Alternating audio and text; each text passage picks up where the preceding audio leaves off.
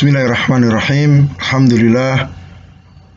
Wassalatu wassalamu ala rasulillahi wa ala alihi wa ashabihi wa mawala mabad.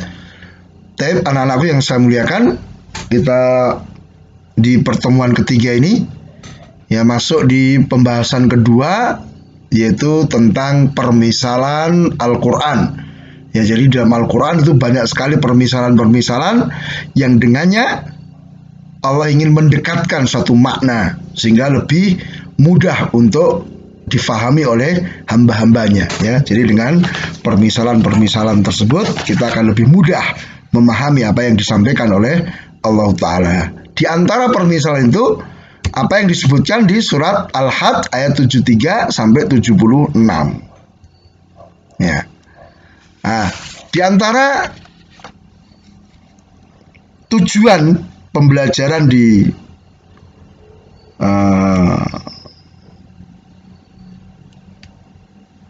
tafsir surat Al-Had 73-76 itu apa? Ya, kita bisa menafsirkan ayat ini dengan benar. Kemudian menyebutkan pendalilan betapa lemahnya sesembahan selain Allahu Ta'ala. Ya, kemudian menyebutkan kewajiban seorang muslim kepada Rasulnya Shallallahu Alaihi Wasallam dan merasakan keutamaan Allah Ta'ala. Baik, yang kita lihat di ayat ke-74, ya, atau sebelumnya 73, ya ayuhan nas duriba mathalun, wahai manusia telah dibuat permisalan untuk kalian. Apa? Maka fastami'u lahu, dengarkan oleh kalian permisalan itu. Innal ladzina tad'una min dunillahi la yakhluqu dzubaban walau istama'u lahu. Sesungguhnya apa yang kalian sembah dari selain Allah sama sekali tidak bisa menciptakan seekor lalat. Lata, Uzza, apa yang disembah selain Allah tidak bisa menciptakan seekor lalat. Walau istama'u lahu, meskipun mereka berkumpul, bersatu. Wa yaslubhumudz dzubabu syai'an la yastanqidhuhu minhu. Bahkan seandainya lalat itu mengambil sesuatu dari mereka, mereka tidak mampu untuk mengembalikan. Dha'ufat talibu wal matlub, maka lemah antara yang menyembah dan yang disembah, sama-sama lemah. Ma qadarullah haqqa qadri, innallaha laqawiyyun aziz. Mereka tidak mengagungkan Allah dengan sebenar-benar pengagungan. Sesungguhnya Allah itu betul-betul maha kuat dan maha perkasa. Allahu yastafi minal malaikati rusulan wa minan nasi, innallaha sami'un basir. Sesungguhnya Allah telah memilih dari kalangan malaikat untuk dijadikan utusan. Demikian juga Allah memilih dari kalangan manusia. Sesungguhnya Allah itu maha mendengar, maha melihat. Ya'lamu ma baina aydihim wa ma khalfahum wa ilallahi turja'ul umur. Allah mengetahui apa yang ada di depan mereka, apa yang di belakang mereka, dan semua urusan kembali kepada Allah Tabaraka wa Ta'ala. Ya, jadi kandungan ayat dari ayat 73 sampai 76 itu menjelaskan tentang kelemahan, kerendahan, kehinaan sesembahan selain Allahu Ta'ala. Ya. Bisa juga kita tambahkan itu apa? Bahwa Allah lah yang memilih para utusan, baik dari kalangan malaikat ataupun dari kalangan manusia. Taib. Ya, kita lihat ya tafsirnya, ya ayuhan nasu duriba mathalun fastami'u lahu. Artinya apa? Wahai manusia telah dibuat permisalan, fastami'u, artinya apa? Perhatikan permisalan itu. Renungi permisalan itu, pahami. Sesungguhnya apa yang kalian sembah dari selain Allah tidak bisa menciptakan seekor lalat meskipun mereka bersatu. Jadi ini menunjukkan betapa lemahnya sesembahan selain Allah. Jadi mereka seandainya bersatu, Lata, Uzza, Manat atau yang lainnya bersatu untuk membuat seekor lalat, tidak bisa. Ya. Maka bagaimana mereka akan bisa menciptakan sesuatu yang lebih besar daripada lalat? Tidak mungkin. Bahkan seandainya lalat itu mengambil sesuatu dari mereka, mereka nggak bisa mengembalikan. Ya, ini menunjukkan betapa sangat lemahnya sesembahan selain Allah itu. Jadi mengembalikan apa yang sudah diambil oleh lalat itu nggak bisa. Ya kalau membunuh lalatnya bisa, tapi mengembalikan apa yang diambil oleh lalat nggak bisa. Sehingga dikatakan dha'ufat thalibu wal matlub, lemah antara yang meminta dan yang dimintai. Jadi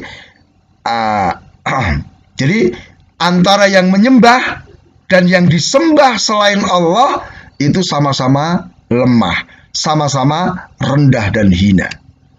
Kemudian di ayat 74, maka qadarullah haqqa qadri. Jadi orang-orang musyrik itu tidak mengagungkan Allah dengan sebenar-benarnya karena mereka menyekutukan Allah. Nah, tindakan menyekutukan Allah itu berarti tidak mengagungkan Allah. Berarti karena berbuat syirik, menyekutukan berarti menyamakan Allah dengan makhluk. Berarti ini tidak mengagungkan Allah dengan sebenar-benarnya. Maka Allah tegaskan, innallaha laqawiyyun aziz. Allah itu betul-betul maha kuat, maha perkasa, tidak ada yang bisa mengalahkan. Allah satu-satunya yang mampu menciptakan segala sesuatu. Ya. Adapun faedah dari dua ayat ini, pertama, pentingnya membuat permisalan untuk menjelaskan sesuatu dan mendekatkan makna. Jadi dengan permisalan itu orang lebih mudah untuk memahami. Ya. Jadi sering kan kita dalam menerangkan sesuatu itu dengan menggunakan apa? Permisalan. Dan ini banyak sekali ya. Dalam hadis-hadis juga banyak. Ya, misalnya permisalan orang yang berzikir dengan orang yang tidak berzikir itu seperti orang yang mati dan orang yang hidup misalnya gitu. Kemudian yang kedua, membuat tandingan dengan kesyirikan dan penjelasan tentang batilnya kesyirikan dengan dalil-dalil yang jelas dan keterangan akal. Jadi ayat ini juga menjelaskan bahwa membuat tandingan bagi Allah itu dengan bentuk apa? Membuat atau melakukan kesyirikan. Dan dijelaskan bahwa kesyirikan itu adalah perkara yang batil. Ya. Kemudian di situ ada Imam Al-Qurtubi ya menjelaskan Allah mengkhususkan lalat itu karena 4 perkara. Kenapa Allah membuat permisalan dengan apa? Dengan lalat. Kok tidak memisalkan dengan burung Raja Wali misalnya, tidak dengan sapi gitu ya. Tapi kenapa Allah mengkhususkan permisalan dengan lalat, bahwa selain Allah tidak bisa menciptakan seekor lalat. Kenapa? Satu, karena kerendahan. Lalat itu makhluk yang rendah. Yang kedua, karena kelemahan lalat. Jadi lalat itu makhluk yang lemah. Juga karena lalat itu kotor. Kemudian yang keempat, jumlahnya banyak. Gitu.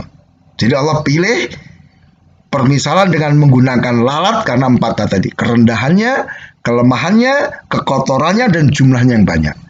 Kemudian yang keempat, wajibnya mengagungkan Allah Tabaraka wa Ta'ala. Mengakui kemuliaan dan merasa butuh kepada Allah Ta'ala. Ya. Jadi, wa ma qadarullaha haqqa qadrih. Kemudian di ayat 75, Allah memilih dari kalangan malaikat para rasul, para utusan, demikian juga dari kalangan manusia. Ya, jadi Allah memilih dari kalangan malaikat dan juga dari kalangan manusia sebagai utusan untuk menyampaikan risalah kepada manusia. Dan Allah itu Sami'un Basir, maha mendengar, maha melihat. Allah mendengar semua suara. Tidak ada satupun yang tidak didengar oleh Allah Ta'ala. Sampai bisikan pun Allah tahu, Allah dengar. Dan Allah maha melihat, semuanya terlihat. Tidak ada sesuatu yang tersembunyi bagi Allah Tabaraka wa Ta'ala. Semua dilihat. Ya. Kemudian di 76, Allah mengetahui apa yang ada di depan mereka dan apa yang di belakang mereka. Jadi apapun yang dilakukan oleh seluruh makhluk, Allah mengetahui. Ini menunjukkan kesempurnaan ilmu Allah. Ya, apa yang mereka lakukan, apa yang akan mereka lakukan, apa yang sudah mereka lakukan, Allah tahu semuanya. Jadi yang sudah, yang sedang dan akan dilakukan, Allah mengetahui semuanya. Dan Allah pastikan ilallah turja'ul umur, semua urusan kembali kepada Allah. Allah yang akan memutuskan semua urusan itu. Ya. Jadi semua urusan makhluk kembali kepada Allah. dan Allah yang akan memutuskan semuanya. Taib. Kemudian kita lihat faedah dari dua ayat ini. Yang pertama, Allah dengan hikmah dan ilmunya memilih dari kalangan makhluk siapa yang akan dimuliakan. Ya, di kalangan malaikat ada yang dipilih sebagai rasul, dari kalangan manusia ada yang dipilih sebagai rasul. Ya, ini bentuk pemuliaan dari Allah Tabaraka wa Ta'ala. Kemudian yang kedua, menunjukkan tentang luasnya ilmu Allah. Tadi Allah mengetahui semuanya, yang sudah dilakukan, yang sedang dilakukan, dan apa yang akan dilakukan oleh para makhluk, Allah tahu semuanya. Maka hal ini mewajibkan kita untuk mencintai Allah karena kesempurnaan ilmu. Juga mengharuskan kita untuk takut kepada Allah karena Allah tahu semuanya. Sering tahu kita ini diancam dengan wes terserah, saya ngerti semua kok yang kamu lakukan. Ini kan ancaman sebetulnya. Juga hendaknya ini yang penting, kita semua merasa diawasi oleh Allah. Ya, karena tadi Allah Sami'un Basir. Allah itu maha melihat, Allah maha mendengar.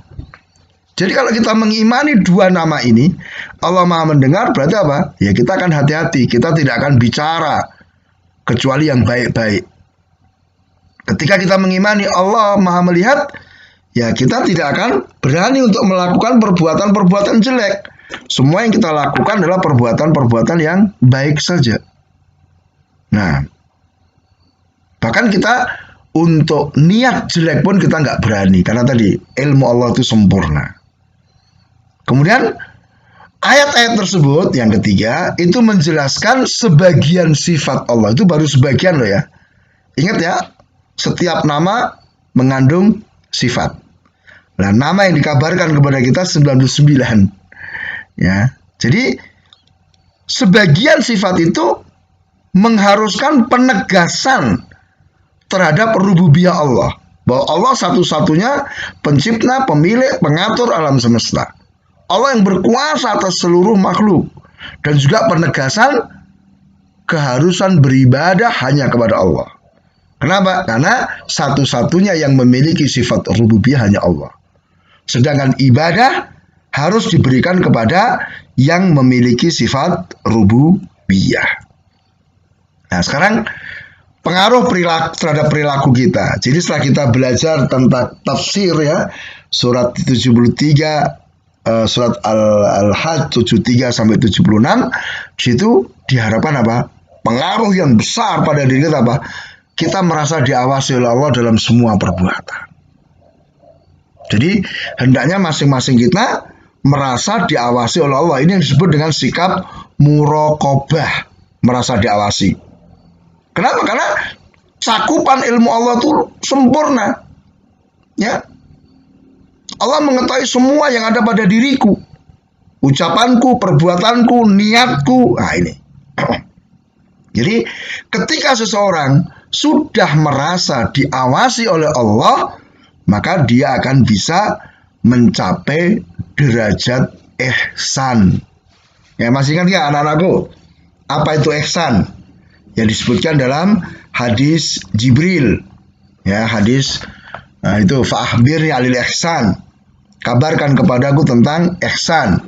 Ihsan itu kan berbuat baik. Ya, itu apa? Aku beribadah kepada Allah seakan-akan melihat Allah. Kalau tidak, aku beribadah kepada Allah dalam keadaan yakin diawasi oleh Allah. Maka kalau ini faedah ini betul-betul bisa kita praktekkan dalam keseharian kita, kita betul-betul menjadi orang yang baik. Karena kita merasa diawasi. Ya, orang itu kalau diawasi ya mesti baik, tidak mungkin tidak. You know? Kalian misalnya ustadznya nggak ada, ya nggak ada di kelas, tapi ada CCTV. Ya kalian tahu ada CCTV, mesti ya nggak akan berani macam-macam. Gitu. Maka sama ketika kita merasa diawasi oleh Allah, kita nggak akan berani macam-macam, nggak akan berani ngomong jelek, tidak berani berbuat jelek. Ya kita akan bicara yang baik, berbuat yang baik. Ya mudah-mudahan Allah Ta'ala memberikan taufik kepada kita sehingga kita bisa mencapai derajat ihsan sehingga kita betul-betul bisa mengagungkan Allah tabaraka wa taala dengan pengagungan yang sebenar-benarnya. Baik, subhanakallahumma wa bihamdika asyhadu an la ilaha illa anta astaghfiruka wa atubu ilaik. Wassalamualaikum warahmatullahi wabarakatuh.